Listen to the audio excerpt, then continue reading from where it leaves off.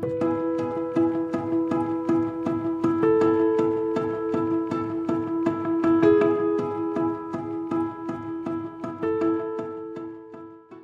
morning, Patrice. Good morning, Barbara. How are you? I'm doing well. It's been a great meeting. It has been.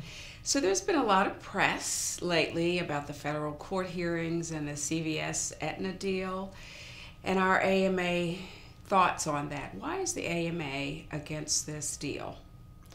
Well, we're very concerned about the consolidation in healthcare because we know that as healthcare systems consolidate, prices tend to go up. And we're very concerned that with the CVS purchase of Aetna, that drug prices will continue to rise, and that's a major pain point for patients all across the country. It's also causing harm to a lot of the parts of the industry. Independent pharmacies are going out of business, and this consolidation makes them just such a stronger player in that market that competition is really difficult. Thank you, Barbara. As you know, this is a very hard concept to get, Yes. so thank you for sort of drilling that down for us because it's very complicated, and certainly it's important for us to have our position as we protect physicians and patients. Right. Yeah. So the deal, the CVS deal, is very complicated. Can you say a little bit more about the complexities of this and why the AMA is really, again, in opposition to it? Well, this is what we call a vertical merger. If a insurance company joins with another insurance company, we call that a horizontal merger because they're both in the same industry, the same part of the industry. But when different parts of the industry vertically start with pharmacy benefit managers, which is Caremark, which is behind CVS, if that merges with an insurance company, then you lose that ability to have competition in both of those markets. So when the pharmacy benefit manager part is absorbed by the insurance company, then you don't have anybody being a watchdog to try to negotiate with the health plans for lower prices. You don't have any ability, for example, to call up and request a change of your insurance company to keep the drug companies in line because they're all the same at that point.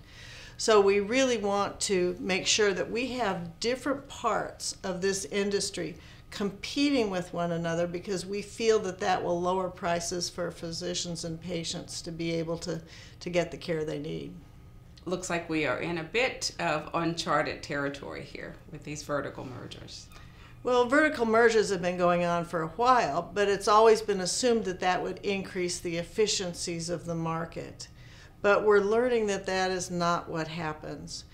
As these vertical mergers occur, we are seeing, for example, that in the Part D market, which is Part D Medicare, which is what a lot of people get their drug supplements from, that we've been trying really hard to work on that to decrease the drug price and closing the donut hole, those kind of things. As the Part D market collapses and gets tighter and smaller, it makes it that much more difficult for a new entry into that market to come in and say, I can do a better job of lowering drug prices. Because if you have the market share concentrated with the CVS Aetna, you can't get into that market. You have to be able to compete in two markets at the same time to offer more competition. You have to be able to offer health insurance, and you have to be able to offer drug insurance. We're also discovering that independent pharmacies, physician-owned clinic pharmacies, and other entities are having an increasingly hard time competing with these CVS Aetna entities. So as a practicing physician, can you say a little bit more about how this deal would impact patients? It really worries me about the effect on patients. So I'm an oncologist, and that means that in my office we have a little dispensive clinic. So we do that so that we can provide chemotherapy to patients because a lot of chemotherapy now is oral. So if a patient can pick up their medication that day from my pharmacy, we know that the compliance is better. We know when they got it. We know that when they're able to be checked on to see how they're doing with those medicines, it just works a lot better. When you have Aetna and CVS working together, or any insurance company with their specialty pharmacy or pharmacy benefit manager, all of which merge together, the prices tend to go up and the patients' co-pays go up. And that means that a lot of patients just say, I can't take this medicine, I can't afford it, which is a tragedy for cancer patients. So as we see that occurring, we find that not only does the price go up, but they are forced to go somewhere else to pick up that prescription. We see that the amount of money that we're paid by the insurance company sometimes is less than the cost of the drug we're selling to that patient. So it's a struggle for independent pharmacies like my little teeny one to be able to survive and to serve the patients. So we end up financially disadvantaged from that. And your local ma and pa pharmacy, not the chain pharmacies, but the little ones, are discovering that they are reimbursed less than the cost of the medication, particularly for these expensive drugs.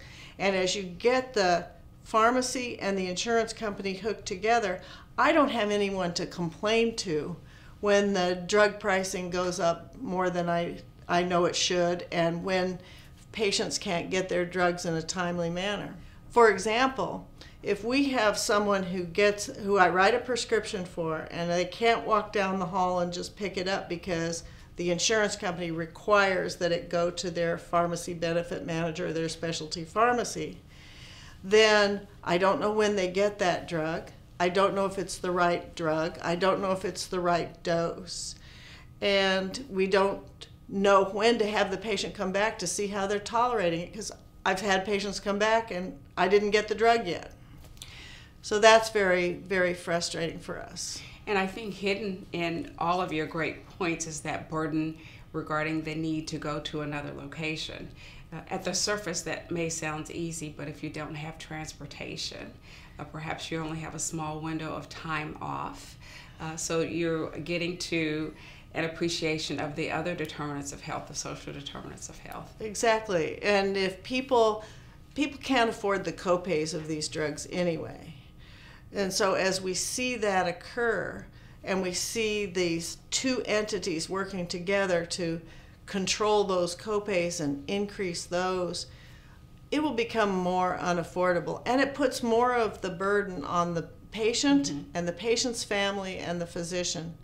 And one of the things I truly fear is that by pulling so much of the control of these drugs away from the doctors, that we will be marginalized in the ability to give oversight to our patients and make sure they're tolerating the drugs properly.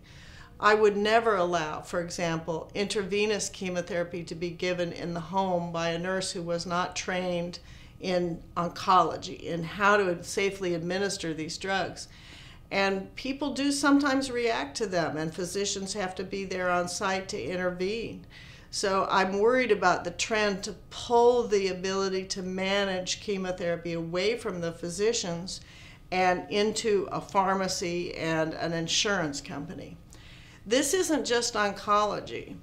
These days we have new biologic medicines that are wonderful for rheumatology patients, for neurology patients, gastroenterology patients, people who have other problems. I think there's a new IV drug for postpartum depression. Really? Yes, yes. Everything. So we're going to be giving a lot of these medications, and we really need to make sure that physicians are monitoring them carefully, because they do have side effects. And we can't allow a profit-making entity to decide that they're going to put patient safety at risk so that they can maximize their return. So if we've seen the proposed merger ended up in federal court this month. How did this happen? Didn't the DOJ already approve this merger? Well, the DOJ approved it with some limitation, but it had to also go to federal court to be allowed in the state of New York. And usually those things slide through pretty quickly, but this particular judge felt that the concerns raised by the AMA were not adequately addressed. And therefore, he requested more testimony from the AMA. And we're very pleased that he cited AMA language from the brief that we had put in to request that the merger not go forward, and has asked for some of our witnesses to come and testify. That's very good news. I think so. Shows the gravitas of our great organization. Yes. Yeah. So, Barbara, the hearing is over. What's next? Well, we were very appreciative of the hearing and appreciative that our expert witnesses were allowed to testify, and they did a great job. So now we're waiting to hear what the judge decides. We are very much hoping that they will put some brakes on this particular merger and send a message to many of the other entities that are considering merging. All of the pharmacy benefit managers are trying to merge with insurance companies, and this is going to increase prices and be a problem for our patients. So, Barbara, why was the AMA the only medical organization allowed to testify at the hearing? I think the AMA has established its expertise in this area. We have an antitrust division within our organization itself. And we have people who are well respected in the field of understanding the implications of these big mergers and acquisitions and integrations. So we have the standing and have established that in previous cases when we testified and were successful at blocking the mergers of other large insurance companies. So it takes a significant amount of resources, and it takes the will of the organization to look at the big picture. And that's something that only the AMA has the resources and the expertise to do. I am very proud that the AMA has been able to take this on.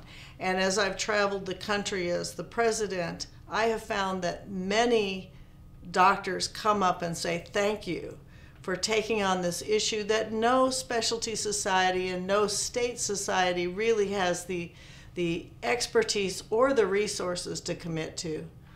And for people who are considering AMA membership, just understanding what we have accomplished for physicians across the country, this is worth the dues payment.